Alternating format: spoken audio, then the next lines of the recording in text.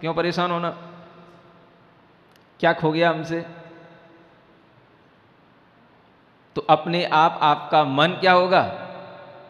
शांत हो जाएगा। शांत हो जाएगा तो आपके अंदर जो भी उद्वेग पैदा हो रहे हैं, उससे जो दुख पैदा हो रहा है, वो दुख पैदा नहीं होगा। तो दुख कहां से दूर होता है? मन के अंदर सम्यक ज्ञान आ जाने से दुख दूर होता है। और यही सम्यक ज्ञान है जो यहां कहा जा रहा है। हर कोई भी इंद्री का पदार्थ, इंद्री का सुख पर सहित है, बाधा सहित है। और जब बाधा पड़ गई तो क्या हो गया? तीसरा विशेषण देखो कितना अच्छा लिखा है, बिल्कुल क्रम क्रम से लिखा हुआ है सब चीजें। हाँ, क्या हो गया? वो विच्छिन्न हो गया। विच्छिन्न होने का मतलब, हाँ, उस सुख की धारा टूट गई, वह जो है खंडित हो गया। जो सुख हमें मिल रहा था वह अब नहीं मिलेगा। तो वह जो विच्छिन्नता आई, वह विच्छिन्नता किस कारण से आई? कि उस सुख में बाधा पड़ गई तो वह सुख भी विच्छिन्न हो गया। समझ में आ रहा है? अब जब वह विच्छिन्न हो गया, खंडित हो गया, और उसके विच्छिन्न होने के जो तरीके हैं वो सब इंद्रियों के अपने अलग अलग हैं। जितने इंद्रियां हैं उतने ही सबके विषय अलग अलग हैं और सबके विच्छिन्न होने के तरीके भी अलग अलग हैं। और जब वो कोई भी तरीका सामने आ जाता है तो आपको उस समय पर देख लो कितनी पीड़ा हो जाती है। घर में टीवी लगी है, बच्चा भी देख रहा है, मां भी देख रही है। सुन रहे हो? जैसे ही घर में कोई दूसरा आया, मां ने कहा टीवी बंद कर दो। अब बच्चे के लिए क्या हो गया? एकदम से कैसे बंद कर दो? वो सीरियल चल रहा था, फिर दोबारा कैसे दिखाई देगा वो? क्या समझ आ रहा है? जैसे ही बाधा उत्पन्न हुई, कोई भी घर में आया, हमें टीवी बंद करनी पड़ी, सुख उसमें विच्छिन्न हो गया। विच्छिन्न हो गया तो क्या हो गया?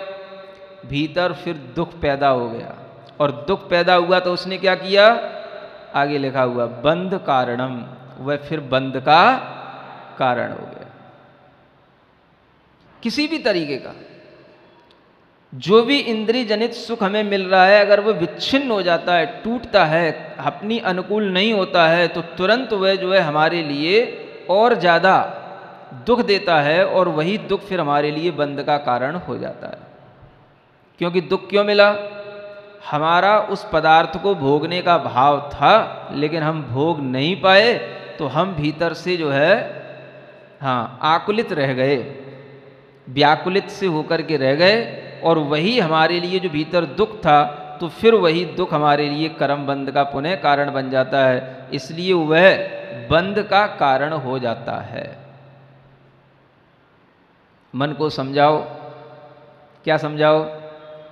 रे मन, तू पराधीनता छोड़।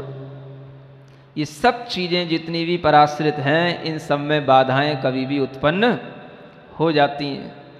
ये कभी भी अपने सामने से विच्छिन्न हो सकती हैं। और तू इनमें आसक्ति रख करके दुखी मत होना, नहीं तो फिर से कर्म का बंध होगा, तो उन्हीं कर्मों के फल से तुझे पुनः दुखी होना पड़ेगा। इसलिए अगर वास्तविक सुख चाहता है तो ये इंद्रियों के सुख का स्वरूप समझ ले। इतना आप अपने मन को समझाएं, तभी हो सकता है कि सम्यक ज्ञान से वासित आपका मन इंद्री के सुखों से थोड़ा सा दूर हट पाए। हाँ, बंध कारणम, और जो बंध का कारण है तो वो कैसा हो गया? विषम हो गया। अब समान सुख नहीं रहा, अब वो कैसा हो गया? विषम हो गया। अब मान लो आपने वही टीवी 10 मिनट बाद खोल दी, कोई आया था, आपने बातचीत की, डिस्टरबेंस नहीं हो इसलिए आपने उसको बंद कर दिया, और फिर 10 मिनट बाद कह दिए बेटा हाँ ठीक है, वो चले गए, अब तो खोल ली टीवी। अब क्या खोल लो? अब 10 मिनट बाद जो 10 हो गया, 10 मिनट के अंदर तो फिर अब उसको कैसा लगेगा? अब वो सब विषम लगेगा कि क्या हो गया, क्या निकल गया, क्या नहीं देख पाया। समझ आ रहा है? ये एक समान सुख नहीं बना रहना, यही विषमता है। और कोई भी सुख एक समान होता ही नहीं।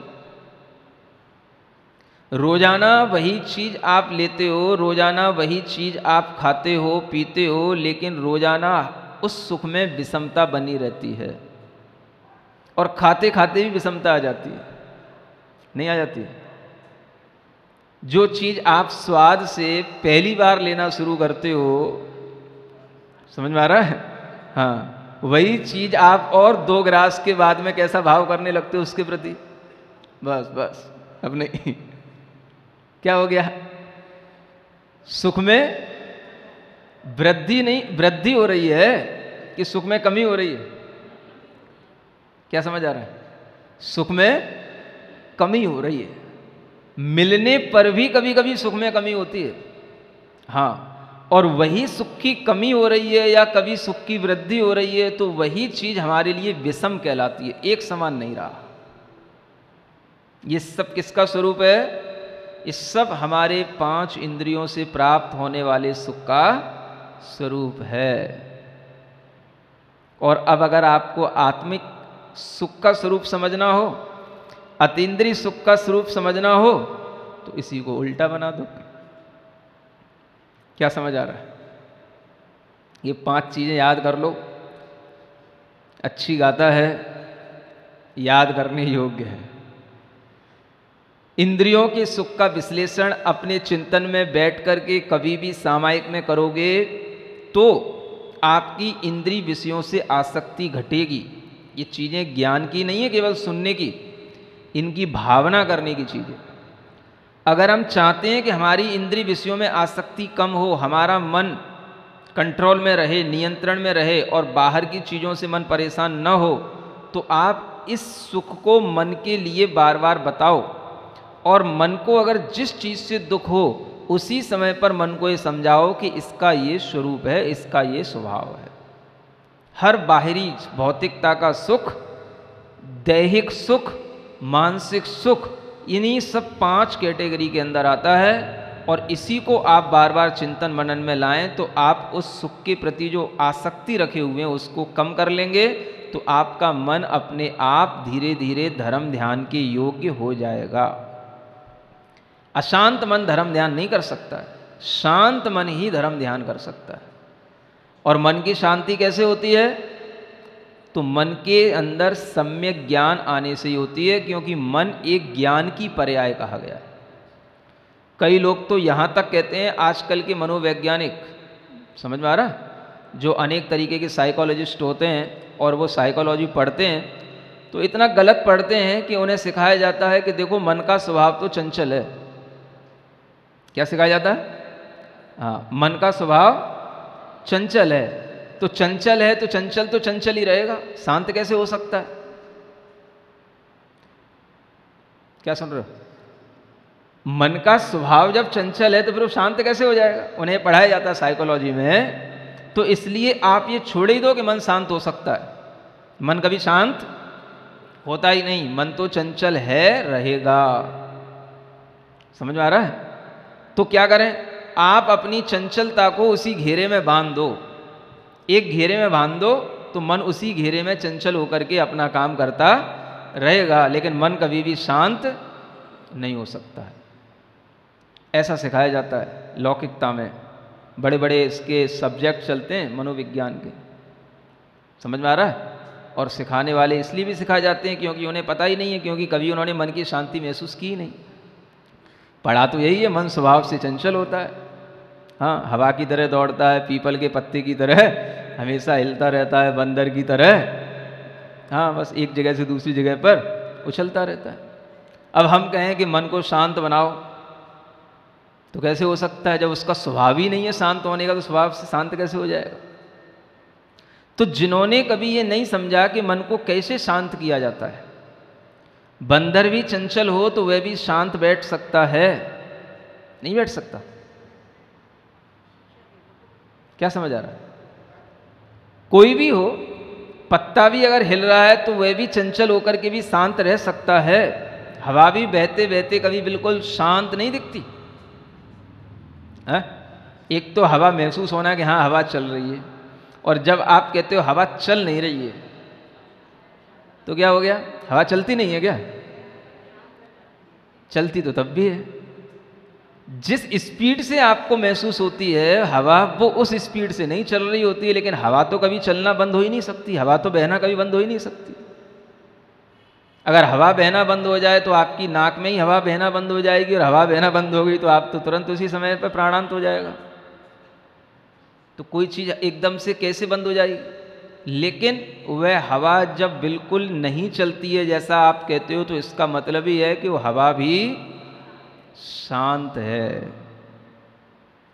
समझ आ रहा है? ऐसे ही मन भी है कि नहीं ऐसा पता ना रहे, ऐसी स्थिति जब इस प्रकार के सम्यक ज्ञान और वैराग्य के अभ्यास से आ जाती है तो वह मन भी शांत हो जाता है। मन की शांति कैसे मिलती है?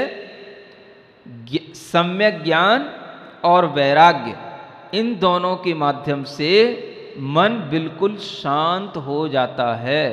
और जिनको कभी सम्यक ज्ञान मिला नहीं, वैराग्य को जिन्होंने कभी समझा नहीं, या वैराग्य का केवल उपहास ही किया है, ऐसे लौकिक वैज्ञानिकों के द्वारा कभी भी मन को समझना संभव नहीं है। इसलिए उनकी व्याख्याओं में ये चीज़ आ जाती है कि मन कभी भी शांत हो नहीं सकता, क्योंकि उन्होंने शांति कभी महसूस की ही नहीं, और जिसने की तो वो कभी कहता नहीं। कहेगा वो तो इतना समझता है अगर कहूँगा तो भी अशांत हो जाऊंगा, इसलिए वो कहना नहीं चाहता। तो ऐसे लोगों से उस वैज्ञानिक का कभी मिलन हो नहीं पाता, तो वह अपनी थ्योरी बना लेता है कि मन चंचल ही रहता है, उसको किसी ना किसी विषय में इंडल्ज किए रहो, बस वो शांत नहीं हो सकता है। आपको क्या करना है? मन को शांत बनाना है कि नहीं बनाना है? कैसे बनेगा?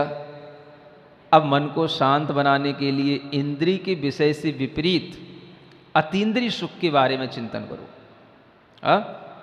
अतीन्द्रिय सुख माने आत्मा का सुख, मुनि महाराज की ध्यान अवस्था का सुख, और अरिहंत भगवान का सिद्ध अवस्था का सुख। जिस अतीन्द्रिय सुख को वो प्राप्त कर चुके होते हैं वो कैसा होता है? इसी का विपरीत कर दो। उसमें कोई पराधीनता नहीं, कोई पराश्रितता नहीं, कोई उसके अंदर बाधा नहीं, कभी भी विच्छिन्न नहीं होगा, और उसमें कभी बंध उत्पन्न नहीं होता, बंध का कारण नहीं बनता। मुक्त ही है, मुक्त ही रहेगा, और कभी उसमें विषमता नहीं आती, कमती बढ़ती पना नहीं होता। बिल्कुल एक जैसा हमेशा रहने वाला एटर्नल ब्लिस उसी को बोलते हैं। ऐसा वह सुख जिनको प्राप्त होता है उसी को सुख कहा जाता है। और उसको अगर हम सुख कह रहे हैं तो संसार में जितना भी सुख है, तम सौखम दुखम एव तथा, वह सुख तो आप दुख ही जानो। अब वो सुख दुख हो गया कि नहीं हो गया? कब होएगा? आपस के सुख की तुलना करोगे तो नहीं होगा। उस अतीन्द्रिय सुख की तुलना करोगे, अपने आत्मी सुख की तुलना करोगे इस इंद्रिय सुख से, तो ये सुख दुख रूप दिखेगा। और अगर आपस के ही सुख दुख की तुलना करोगे, मैं 1000 रुपये की साड़ी पहने बैठी हूँ तो ये 4000 की क्यों पहने बैठी है? समझ में आ रहा है? ऐसे अगर आप सुख दुख की तुलना करेंगे तो कभी भी आपका मन शांत नहीं हो पाएगा। समझ आ रहा है? तो अपनी तुलना किससे करना? अतीन्द्रिय सुख से करना।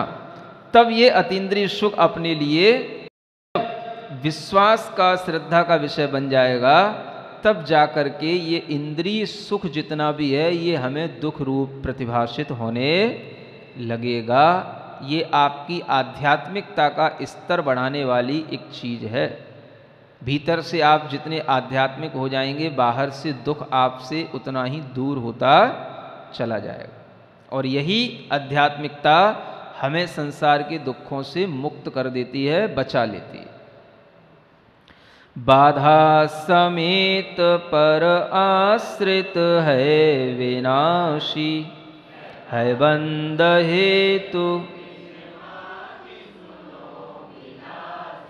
सुसौख्य इंद्रियज है भव बीच होता, है वस्तुतः दुख रहा।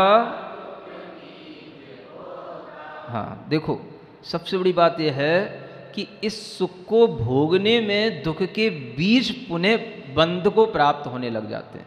ये एक बड़ी विशेषता ये है।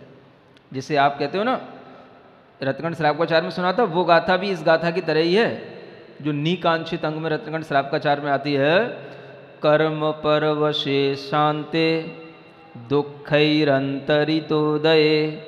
पाप बीजे सुखे नास्था, श्रद्धा नाकांक्षणा स्मृता। क्या समझ में आया? उसमें क्या लिखा था? पाप बीजे। ये सुख कैसा है? इंद्रिय जनित सुख पाप का बीज है। यहाँ लिखा है बंध का कारण है। तो यही इसकी सबसे बड़ी विशेषता है कि इस सुख को जो व्यक्ति जितना भोगेगा उतना ही ज़्यादा वो भीतर पाप का बीज बोएगा, पाप को बंद करेगा। बंध कारक का कारण है। तो इस सुख को भोगते समय पर पाप का बीज बढ़ता है, माने भीतर से दुख का बंध अधिक होता है, और वही पाप दुख के रूप में आपके सामने आने लग जाता है। क्योंकि पाप होगा तो क्या करेगा? दुख ही देगा, सुख तो नहीं देगा। तो पाप हमने कमाया कहाँ से? इन्हीं विषय भोगों को भोगते समय पर जो हमारे अंदर ये लग रहा है कि हाँ ये अच्छे हैं, ये अच्छे हैं, ये अच्छे हैं, इसलिए इनको और थोड़ा सा और भोगो। यही भोग की वासना, यही हमारे अंदर उस पाप को और बढ़ाती चली जाती है। माने आत्मा में पाप कर्म का बंध करेगी, और फिर वही पाप बंध हमारे लिए जब उदय में आता है तो फिर वह हमें दुख देने की सामग्री सामने ले आता है। तो इसकी सबसे बड़ी एक कमी ये है कि पुण्य के उदय से तो मिला। क्या समझ आ रहा है? पुण्य के उदय से मिला, और अगर हमने इस पुण्य के उदय में उस सुख को भोगा तो फिर ये हमारे लिए पुण्य का बंध नहीं कराएगा। ये किसका बंध कराएगा? पाप का बंध कराएगा। ये इस सुख की सबसे बड़ी विशेषता है। अब कमी क्यों कहें, विशेषता कहें आपके लिए नहीं समझ में आ रहा? इंद्रिय सुख की सबसे बड़ी ये विशेषता। इसीलिए तो संसार बना रहता है। संसार आत्मा का क्यों नहीं मिटता? संसार के लिए कारणभूत चीजें उसे मिलती भी हैं, छूटती भी हैं, लेकिन उसके अंदर जो कर्म का बंध हो चुका होता है उसके कारण से उसे पुनः पुनः वही दुख की प्राप्ति होती है, और उसी कारण से वह संसार में फिर सुख चाहता है, फिर उन्हीं विषयों की खोज करता है, और फिर दुखी होता है। जिसको जितना मिल गया उतने में उसको संतुष्टि नहीं होती, तो वह और आगे आगे की इच्छा करता है। यही उसके लिए पुनः पुनः बंध का कारण हो जाता है। समझ आ रहा है? थोड़ा बहुत डर लगता है कि नहीं लगता? नहीं लगता? वज्र के समान कठोर हो आप लोग, हैं? नहीं समझ आ रहा? अगर इतनी देर किसी पत्थर पे भी फूंक मारते ना 1 घंटे तक, समझ में आ रहा है? हाँ, तो हो सकता है उसमें भी छेद हो सकता था है? नहीं होता? देखो, अभ्यास से सब कुछ हो सकता है। 1 घंटे तक अगर है, अगर किसी पत्थर पर थोड़ा थोड़ा अगर नाखून से भी ऐसा करते, उंगली से भी ऐसे ऐसे करते, तो भी वहाँ पे लकीर पड़ जाती है। फूंक भी मारते तो भी थोड़ा सा हाँ छेद हो जाता। लेकिन अपने वज्र समान हृदय में पाप का बंद होते हुए भी वो पाप का बंद हो रहा है, ऐसा सोच करके कोई भी भय उत्पन्न नहीं होता है। हो रहा है। अब सब हमें ही सुनाने के लिए कहते हो तो बात अलग है। ये समझने की चीज़ है, और यही समझ हमारे लिए आगे सम्यक ज्ञान को बढ़ाने वाली होती है। इसलिए इस गाथा का भाव अच्छे ढंग से समझें, इसका चिंतन करें, मनन करें। ये बहुत अच्छी गाथा है। थोड़ी देर शांति से बैठते हैं। ओम अरहम नमः।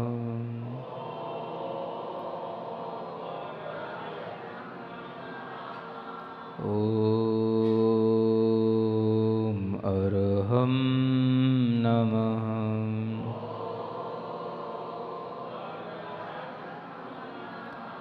ओम अरहम नमः।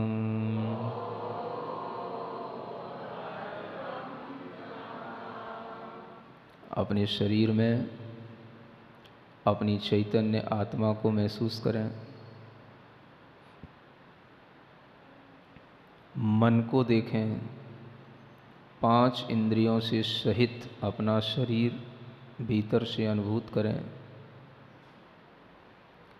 मन को ज्ञान दें, भावना दें कि मन बाहर 5 इंद्रिय के विषय में सुख की कल्पना कम करे।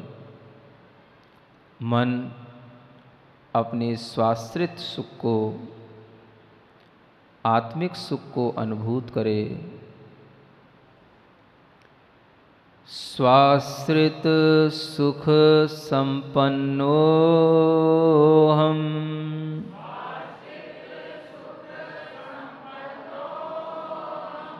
स्वाश्रित सुख संपन्नो हम।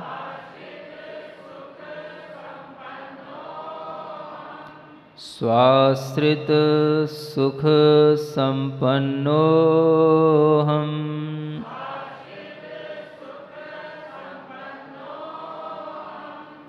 अव्याबाध सुख संपन्नो हम। अव्याबाध सुख संपन्नो हम।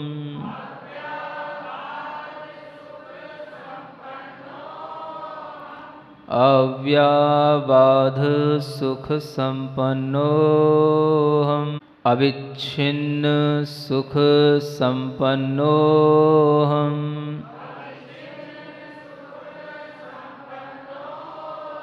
अविच्छिन्न सुख संपन्नो हम।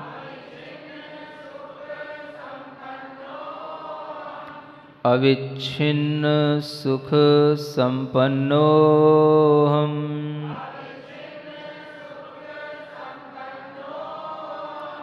निर्बंध सुख सहितो हम।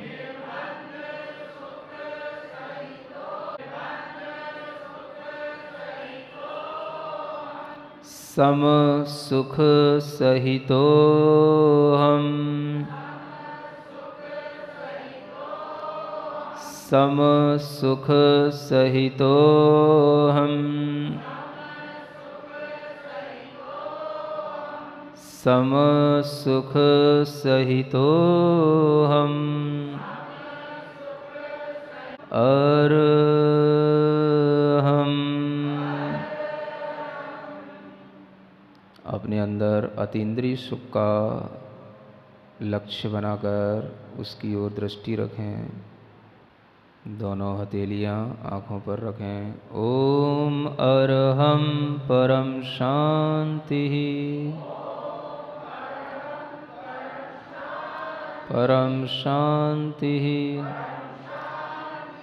परम शांति। ऋणहि मंडदिजो एवं ऋणत्थि विशेषोत्ति पुण्यपावाणम् हिंडदि घोरमपारम् संसारं मोह संच्छन्नो। पढ़ें। ऋणहि मंडदिजो एवं नत्थि विशेषोत्ति पुण्यपावाणम्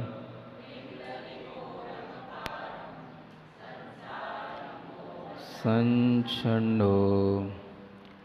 यहाँ पर पुण्य और पाप एक समान होते हैं और उनमें किसी भी प्रकार की कोई विशेषता नहीं है, ऐसा बताने के लिए ये गाथा अवतरित हुई है।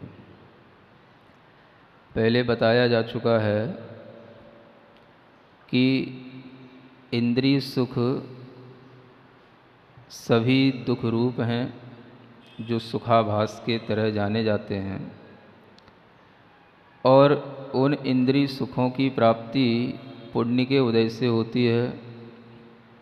पुण्य बहुधा शुभोपयोग के परिणामों से उत्पन्न होता है, इसलिए वह शुभोपयोग के फल से उत्पन्न हुआ पुण्य और उससे मिलने वाला सुख, ये हमारे लिए एक तरह से हेय है, ये कहा जा चुका है और कल इसका बहुत अच्छा विश्लेषण हो चुका है। क्योंकि इंद्रिय सुख सुख नहीं है, वह सुखाभास है। उसके पीछे के कारण आपको पिछली गाथा में बताए जा चुके हैं, और जब यह सिद्ध हो चुका है कि जो भी संसार का सुख है वह इंद्रिय सुख के ही रूप में है, और इंद्रिय सुख जो है वह सुखाभास है, माने वह दुखी है। और यहाँ तक भी कहा जा चुका है कि जो इंद्रियों से मिलने वाला दुख है वह भी दुख है, और जो इंद्रियों से मिलने वाला सुख है वह भी दुख है। ये तो पहले अच्छी तरह से स्पष्टीकरण हो चुका है, खूब बताया जा चुका है। यहाँ तक भी एक गाथा में कहा जा चुका है कि नारकियों को मिलने वाला दुख हो और चाहे स्वर्गीय देवों को मिलने वाला सुख हो, सब बराबर हैं, क्योंकि देह के आश्रित हैं, और वह देह पर द्रव्य है। उस पर द्रव्य के आश्रित उत्पन्न होने वाला हमेशा दुख ही होता है। देवता लोग उसको सुख मान लेते हैं, लेकिन वह भी रमणीय विषयों में रमण करने के लिए अपने अंदर की पीड़ा को दूर करने के लिए प्रवृत्ति करते हैं। तो इस तरह से वह एक तरह का सुखाभास देवों का, चक्रवर्तियों का, बड़े बड़े राजाओं का सिद्ध हो चुका है। तो एक बात अपने आप इससे स्पष्ट हो गई कि सुख जो मिलता है वो पुण्य से मिलता था, और पुण्य से मिलने वाला सुख हो और दुख मिलता है वो पाप से मिलता है, तो पाप से मिलने वाला दुख हो या पुण्य से मिलने वाला सुख हो। तो पहले तो हमने बाहरी सिद्धि ये कर दी कि सुख और दुख दोनों एक समान हैं, और जब दोनों एक समान हो गए तो उन दोनों की उत्पत्ति के लिए जो कारणभूत चीज़ें हैं वो भी फिर एक समान हो गई। ये अपने आप अंततोगत्वा सिद्ध हो ही जाता है। नहीं समझ आया? जब सुख भी और दुख भी दोनों एक समान हो गए, नारकियों का दुख हो और देवों का सुख हो, सब बराबर है, क्योंकि इंद्रिय दुखी है वो, ये सब सिद्ध हो चुका।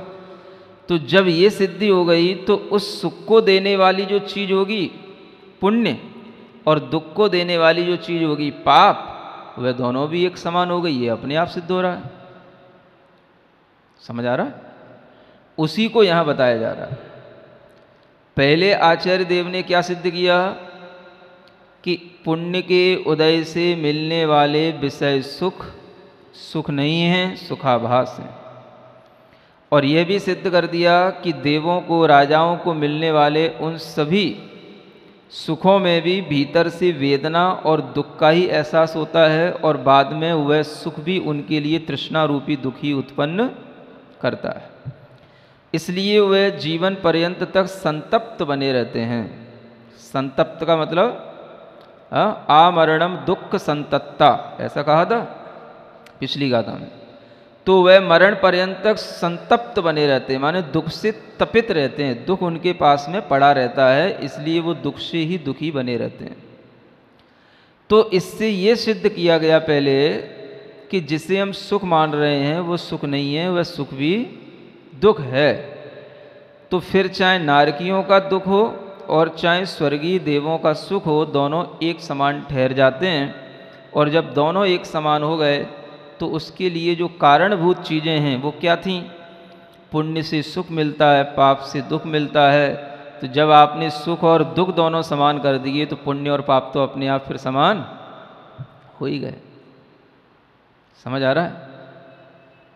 समय सार जी जैसे महान ग्रंथ में सीधा सीधा भीतरी बात की जाती है, वहाँ पर पुण्य पाप अधिकार में चाहे पुण्य हो चाहे पाप हो, दोनों ही वहाँ पर कुशील के रूप में सिद्ध किए हैं। क्या कहा वहाँ पे? दोनों ही कुशील हैं। पुण्य और पाप दोनों ही वहाँ पर भी समान बताए। और यहाँ पर जो है समान बताने का जो तरीका है वो थोड़ा सा घुमा करके है ना। इसे आचार्य महाराज अक्सर बोला करते हैं द्रावणी प्राणायाम।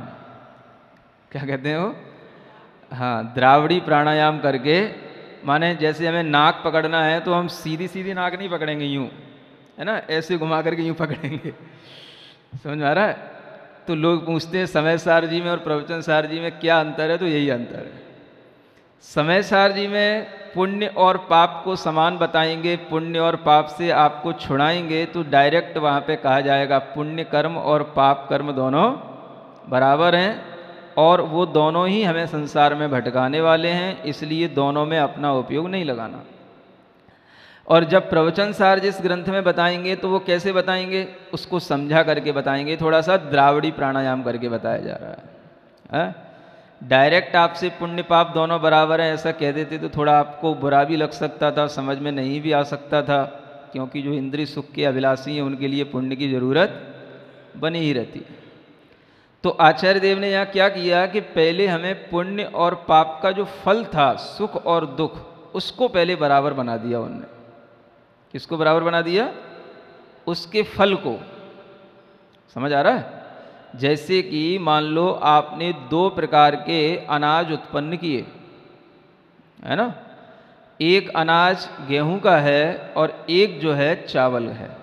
दो प्रकार के अनाज आपने दोनों अलग अलग बीजों से उत्पन्न किए और दोनों प्रकार के अनाजों का फल हमने क्या बता दिया कि ये दोनों ही प्रकार के अनाज हमें दुख देने वाले हैं। तो दोनों ही चीज़ें जब दुख रूप हो गईं तो फिर हमारा उपयोग कहाँ जाएगा कि भाई अब हमें अनाज नहीं खाना, क्योंकि अनाज हमारे लिए दुख उत्पन्न करने वाला है। तो फिर क्या करना? अब अनाज नहीं खाना, अब आपको दूसरे फलों के सेवन से अपना जीवन गुजारना। समझ आ रहा है?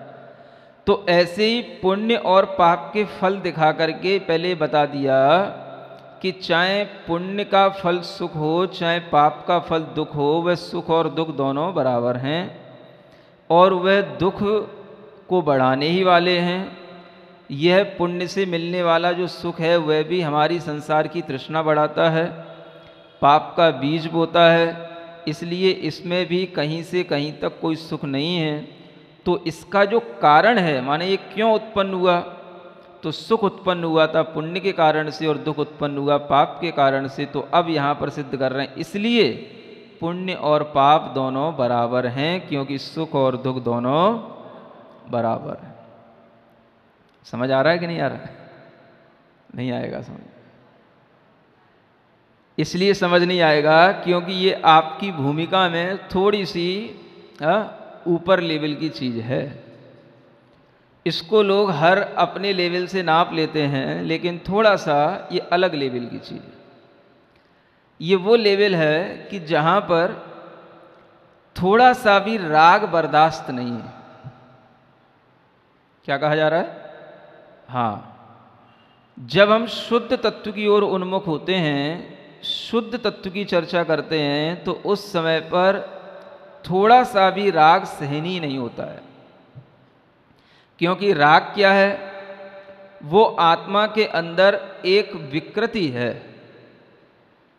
तो वह राग कैसा भी हो, चाहे वो आपके व्रत और संयम को पालन करने का राग हो, चाहे आपकी धार्मिक क्रियाओं में शामिल होने वाला राग हो, वह राग जो है शुद्ध तत्व की प्राप्ति के लिए सहनीय नहीं है।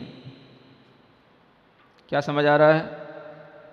शुद्ध तत्व का मतलब जब आप अपनी शुद्ध आत्म तत्व की प्राप्ति का भाव करेंगे तो आपको राग से हटना ही होगा, क्योंकि राग सो शुद्ध आत्मा नहीं और शुद्ध आत्मा सो राग नहीं, क्योंकि राग जो है वो कर्म से उत्पन्न हुई परिणति है और वह आत्मा का विकारी भाव है। तो जब आप राग करते हैं तो उस समय पर भी वह राग आपकी आत्मा को क्या कर देता है? एक तरह से वह लेपन कर देता है, वह राग का लेपन आत्मा पे हो जाता है। एक तरह से समझ लो कि वह भी एक कालिमा ही है, चाहे भले ही वो लालिमा की तरह हो।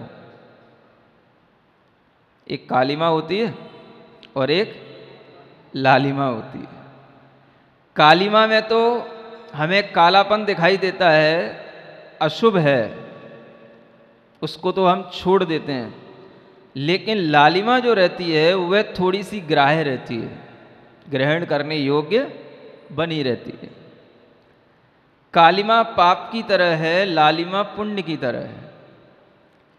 कालिमा को तो हम बहुत जल्दी छोड़ते हैं, त्यागते हैं, और जो कालिमा को त्याग देते हैं वही लालिमा को त्याग कर सकते हैं, क्योंकि जो आत्मा रूपी वस्त्र है ना वो काला है ना लाल है, वो तो अपने आप में कालिमा और लालिमा से रहित है, शुद्ध है। समझ आ रहा है?